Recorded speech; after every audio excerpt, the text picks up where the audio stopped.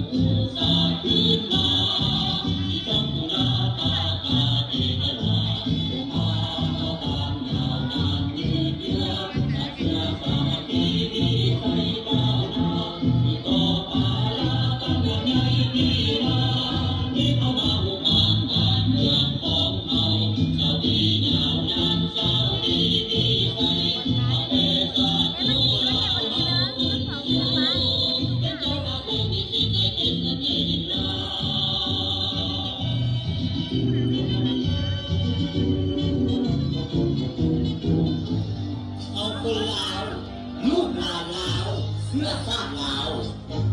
จะร่วมใจปกปักรักษาและสร้างสาพัฒนาประเทศชาติให้มีแต่ความรุ่งเรืองสิวิไลให้หากมาเทนานจะตีให้มุนทลาย